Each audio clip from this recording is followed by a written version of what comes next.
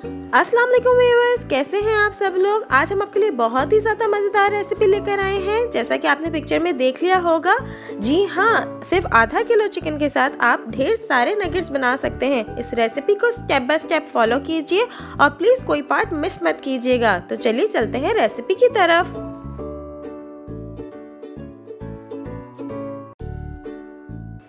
सबसे पहले मैंने चॉपर में 2 स्लाइसेस ब्रेड के लिए हैं।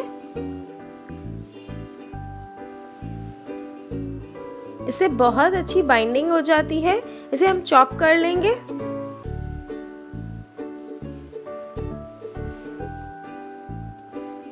इसके बाद मैंने half KG boneless chicken add किया है इसमें।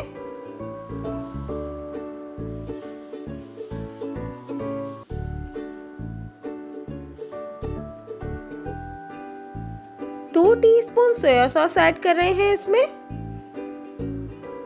1 टीस्पून सॉल्ट ऐड कर रहे हैं इसमें। Half teaspoon garlic powder add किया है।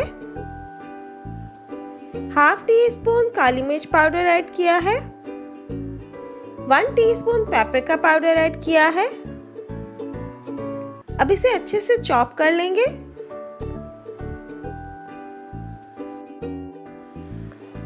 अब हम चिकन देख लेते हैं कि ये कितना बारीक हुआ है। ये अभी इससे और थोड़ा बारीक करेंगे, थोड़ा सा चॉपर बस हम और चलाएंगे तो ये रेडी हो जाएगा।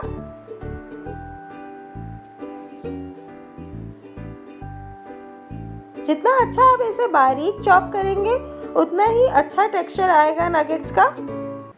ये बिल्कुल रेडी हो गया है। व्यूअर्स, जब हम चिकन को चॉप कर लेते हैं तो ये बहुत ज़्यादा हाथ में चिपकने लगता है।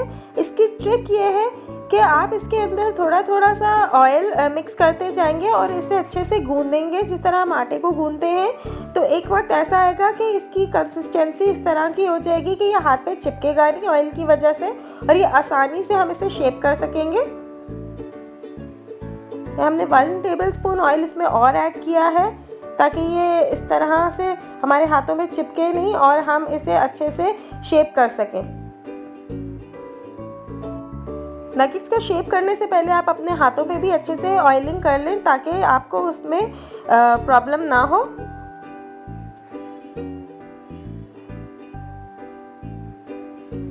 अब देखिए ये बिल्कुल भी चिपक नहीं रहा है। हम इजीली इसको शेप कर सकते हैं। आपकी मर्जी है, आप स्क्वायर या जो भी शेप आपको पसंद हो आप उस शेप में अपने नगेट्स को बना सकते हैं।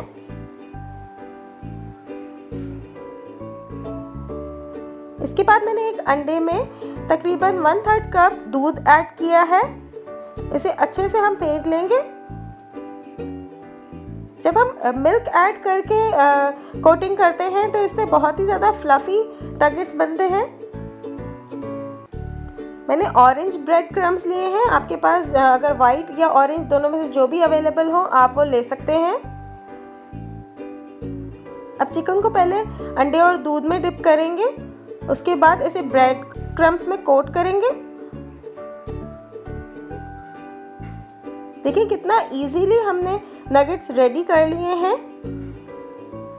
अब इन्हें रेडी करके आप फ्रीज कर सकते हैं। इन्हें 1 मंथ तक भी आप स्टोर करके रेफ्रिजरेटर में रख सकते हैं, ये बिल्कुल ख़राब नहीं होंगे। इसके बाद हमने मीडियम फ्लेम पे इसको फ्राई कर लेना है। चिकन क्योंकि एक आंच में ही गल जाती है, चिकन को बहुत ज़्यादा गलाने की ज़रूरत नहीं पड़ती, तो इसलिए आप इसको high flame, medium to high flame पे आप इसको इजीली कुक कर सकते हैं।